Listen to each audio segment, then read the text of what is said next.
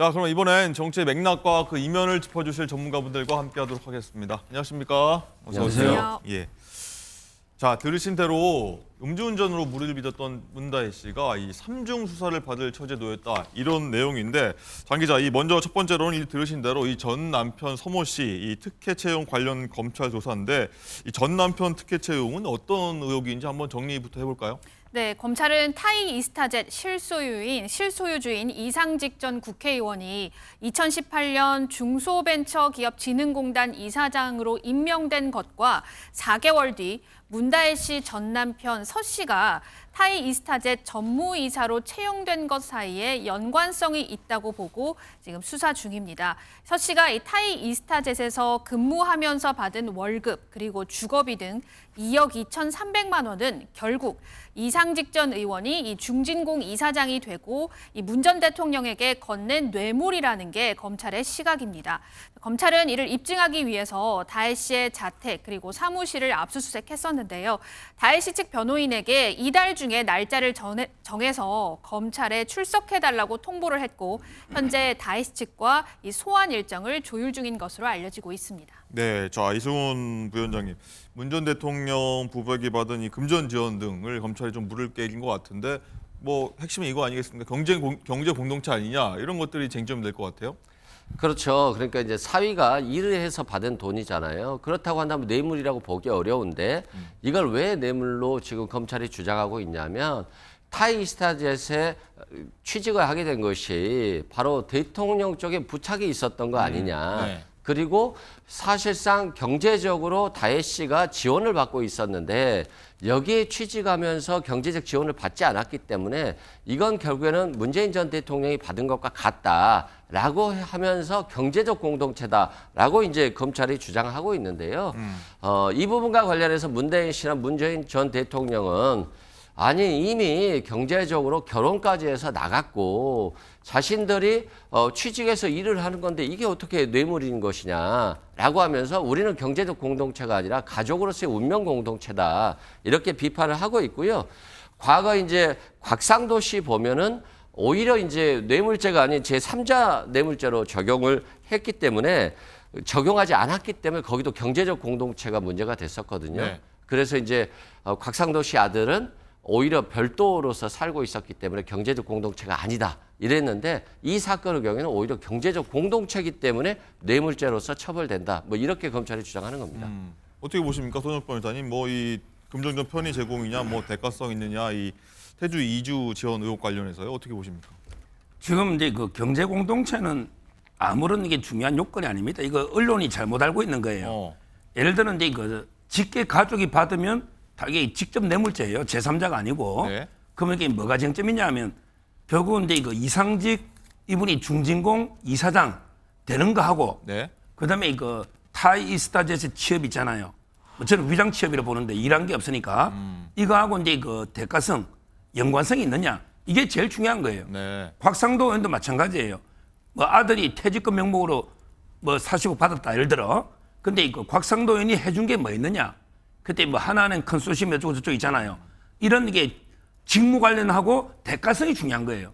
그러니까 제 말은 이게 뭐 문다혜가 경제공동체가 아니면 그럼 이게 받아도 되고 경제공동체 받으면 안 되고 이게 아니란 말이에요. 그냥 우리 판례나 법은요. 직계가족은 다 이게 뇌물이 돼요. 제가 공무원이면 제가 어떤 걸 이게 청탁을 받고 부정한 행위를 한 다음에 저희 아들한테 미국에 있는 저희 아들 뭐 공동체 아니더라도 보내라면 이게 뇌물인데 네. 다만 이제 그 타이스타 채용하고 아까처럼 이게 그 이상직 이분이 중진국 이사장 된 게 대가성 그 관계가 있느냐 이게 핵심으로 봐야 돼요. 그렇군요. 자, 그리고 문다혜 씨가 이 설상가상으로 불법 숙박업 의혹 제기까지 받고 있는데, 장가 기자, 보면 이 제주에 문다혜 씨가 거주를 할 때인가요? 이 작은 단독주택을 소유하고 있었는데 이거를 불법적으로 숙박업을 했다, 이런 민원이 제기돼서 경찰 제주 쪽에서 이제 경찰 수사를 시작했다, 몰해냈다, 이런 얘기가 나오고 있더라고요. 네, 말씀하신 그대로입니다. 다혜 씨 소유의 이 제주 단독주택에서 미신고 불법 숙박업이 이루어졌다는 민원이 국민신문고를 통해서 제기가 됐는데요. 제주시는 명확한 사실관계를 확인하기 수사하기 위해 지난달 초 수사를 의뢰했고 제주자치경찰단이 내사에 착수를 했습니다. 한 언론 보도를 따르면 실제 이 숙소 공유 사이트 에어비앤비에 공개된 문다혜 씨 계정이 지금은 뭐 비공개가 됐습니다만 그때 이 자신의 직업을 집순이 그리고 서울의 전업 호스트라고 소개를 하고 제주도 별장 사진을 여러 장 올려두고 이용자들을 안내를 했습니다. 네. 숙소에 머물렀던 게스트들은 2020년부터 최근까지 100개가 넘는 후기도 남겼고요. 그런데 이 공중위생법에 따르면 신고 없이 숙박업을 할 경우에 2년 이하의 징역 또는 2천만 원 이하 벌금에 처해질 수 있습니다. 네. 자, 이승훈 부위원장님, 이 지난 9월입니다. 친문계 윤건영 의원이 뭐 별장이 아니라 이게 공유 숙박업을 위한 사업장이다. 뭐 사업자 등록도 돼 있다. 이렇게 밝힌 바가 있었는데 뭐 좀 다른 내용인 것 같기도 하고요. 어떻게 보십니까? 그러니까 이제 국정감사 결과를 보니까 뭐 확실하지는 않습니다만 윤건영 의원이 과거에 별장 아니다. 뭐 사치스러운 집이 아니고 이건 30년 된 9억이고 송기인 신부님에게서 이건 받은 물건이기 때문에 매매한 것이기 때문에 이건 사치스러운 것이 아니다. 그리고 거기에 대해서 사업자 등록도 해놓고 여기에 대해서 숙박을 한 것이기 때문에 전혀 법률적으로 문제가 없다. 이런 취지로 얘기를 했었거든요. 근데 이제 국정감사에서 확인해 보니까 뭐 숙박업으로 이 등록이 안 되어 있다라고 하는 것들이 이제 문제가 제기가 된 거고요. 네. 만약에 그렇다고 한다면 공중위생법상 미신고 영업행위거든요. 그래서 미신고 영업행위의 경우에는 방금 말한 대로 2년 이하의 징역이나 2천만 원 이하의 벌금에 처할 수 있는 부분이어서 이 부분에 대해서도 이제 수사가 진행될 것 같고요. 또 경우에 따라서는 이 숙박업을 통해서 얻은 수익에 대해서 세금 신고가 제대로 되어 있는지까지도 좀 보는 게 될 것 같습니다. 네. 자, 서 변호사님, 미신고 영업이라고 하면은 앞으로 뭐 조사 그리고 처벌 과정까지 좀 어떻게 보십니까? 지금 이제 그 문다혜 씨가 이게 불법 숙박업이 이거 하나가 아니에요. 영등포구의 그 오피스텔 있죠. 네. 이거는 이제 6억 얼마에 샀는데 이것도 이제 그 에어비앤비의 숙박업으로 등록이 돼 있어요. 네. 그것도 이게 불법입니다. 오피스텔은요 업무용이기 때문에 이게 개인이 숙박할 수가 없어요. 그러니까 현재 그 2개를 조사받고 있고요. 그다음에 그 제주 별장은 숙박업은 이게 뭐 그것도 중요하지만 더 큰 문제들이 많아요. 뭐냐면 이제 이게 송긴 신부가 3억 8천에 그 산 걸로 돼 있는데 네. 신부가 이제 그 별장을 돈 주고 산다 이게 납득이 안 되잖아요. 따라서 이제 그 처음부터 이게 차명 의혹이 있어요. 왜 그러냐면 이게 공시지가로 샀거든요. 시세하고 차이 나요. 시세는 한 10억 가까이 간다고 합니다. 근데 땅값을 공시지가로 해서 대사오거든요. 따라서 송긴 신부가 옛날 인터뷰에 나는 제주도 별장이나 부동산이 없다 그랬어요. 따라서 이제 그 차명으로 보유하고 있다가 공시가로 산 거 아니냐 이런 의혹이 있고요. 네. 그다음에 또 하나 의혹이 더 그러면 그 3억 8천은 어디서 났느냐? 혹시 이게 출판사에서 뭐 2억 5천 이런 거 보낸 거 있잖아요. 이런 게 또 정렬세나 다른 게 문제가 될 수도 있어요. 자금 출처 어디서 났느냐? 이런 이제 그 세 갈래로 제주 별장은 수사 중에 있습니다. 네. 이렇게 뭐 계속해서 의혹 제기, 이거 뭐 설명도 해주셨는데 계속해서 연달이 일어나고 있는데 문다혜 씨가 음주운전 관련해서 최초로 뭐 최근에 불거지게 됐는데 금요일 경찰에 출석하는 과정이 있었죠. 여기서 또 과도한 의전을 받았다 이런 지적이 일고 있는데 어떤 지적인지 영상으로 확인해 보겠습니다.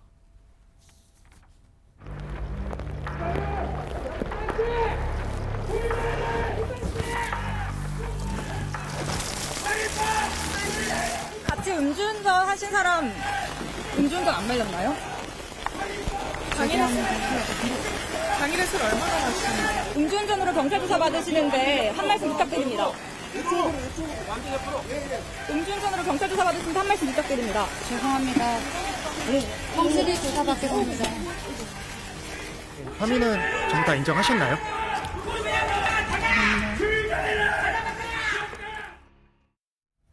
네, 과도한 의전이라고 했는데 시청자 여러분께서는 어떻게 보셨는지 궁금합니다. 우산을 받쳐주는 모습이 이게 좀 의전이다, 좀 과도했다, 고위 정치인도 아니고 본인이 이렇게 써면 되는 거 아니었냐 이런 말들이 나오고 있는데, 자, 서 변호사님 어떻게 보십니까? 이 과도합니까? 뭐 지적할 수 있는 겁니까? 어떻습니까? 제가 이제 96년에 시험부터가 변호사를 했는데요. 네. 한 번도 저는 그 의뢰인의 우산을 씌워준 적은 없어요. 자기 우산을 자기가 들고 그냥 들어가면 되잖아요. 혹시 뭐 공인이라고 해도 그러진 않습니까? 그럼요. 제가 여기 그 높은 분들 변호도 꽤 했습니다. 네. 근데 한 번도 여기 그 우산을 저는 씌워준 적이 없어요. 비 올 때도요. 예. 변호사는요, 법률적인 전문적인 법률 지식을 조언하는 이런 데 사람이잖아요. 어떻게 의뢰인의 우산을 뭐 들고 이게 한다, 이거는 저는 뭐 과잉 의존은 분명하다 이렇게 보고요. 네. 아마 근데 문다혜 씨 수사는 이제 경찰에서는 이렇게 끝낼지 모르겠는데 아마 근데 검찰에서 철저하게 좀 더 수사할 것 같아요. 왜 그러냐면 이제 그 7시간 동안의 그 어떤 구체적인 분단여력의 어떤 동선 있잖아요. 네. 이런 걸 이렇게 아마 철저하게 수사할 거고요. 그다음에 그 합의 과정에 금액이라든지 과연 상해 진단서를 내고 안 내고 따라 이게 중요한 게 아닙니다. 객관적으로 상해가 있냐 없냐지요. 예를 들어 돈 많은 사람이 뭐 합의금 엄청나게 많이 주고 그냥 진단서 안 내면 그럼 이게 상해가 안 됩니까? 상해라는 건 이게 객관적으로 따른 진단서가 중요한 게 아니에요. 따라서 이제 그 진짜 기사가 목이 뻐근하다 했잖아 처음에. 그럼 이게 상해를 입었냐 안 입었냐 이런 부분들이 조사를 해야 되고요. 네. 그다음에 그 동석자가 이게 방조할 때 음주운전을 예견할 수 있었냐 없었냐 이런 데 의혹도 조사할 거고요. 아마 검찰에서 전면 재조사할 거로 저는 봅니다. 네. 어떤 변호인과 뭐 문다혜 씨 사이에서 뭐 굉장히 특수관계, 굉장히 지인일 수도 있으니까 저는 뭐 특별한 관계까지 저희가 뭐 구체적으로 하나씩 얘기할 수 없습니다만 이승훈 부위원장 어떻게 보십니까? 이를 두고서 이 문 전 대통령이 과거에 이 공직사회에 뭐 과잉 의존 자제하라 이런 말까지 소환되고 있고 있는데 뭐 과도하다 보십니까? 어떻게 보십니까? 이건 뭐 과잉 의존이라고 볼 수가 없어요. 왜 그러냐면 이제 공직자가 어느 경우에 가는데 하위 공직자가 과잉 의존을 했을 때 생기는 거고요. 네. 이 경우는 뭐 경찰이 한 게 아니라 변호사가 해준 거거든요. 그래서 아마도 그런 것 같아요. 뭐 변호사가 같이 가면서 네. 아무래도 카메라도 많이 들어오고 하니까 좀 당황했을 것 같아요. 그런데 또 비도 오고 또 예의도 바른 변호사여서 우산을 씌워준 것 같고요. 서 변호사님은 씌워준 적이 없는지는 모르겠습니다만 저 같은 경우는 뭐 비가 오는데 우산 제가 있을 때는 같이 쓰고 가거든요. 아, 그렇습니까? 그래서 이건 과잉 의존의 문제는 전혀 아니다 이런 말씀 드리고요. 아니 그리고 피해자가 괜찮다. 내가 다친 건 없고 합의했으니까 진단서를 뭐 별도로 떼지 않겠다 이렇게 얘기한 거잖아요. 그러면 이 경우는 뭐 검찰이나 수사기관에서 어떻게 할 수 있는 건 아니에요. 피해자가 안 다쳤다, 괜찮다 하는데 뭐 어떻게 하겠어요.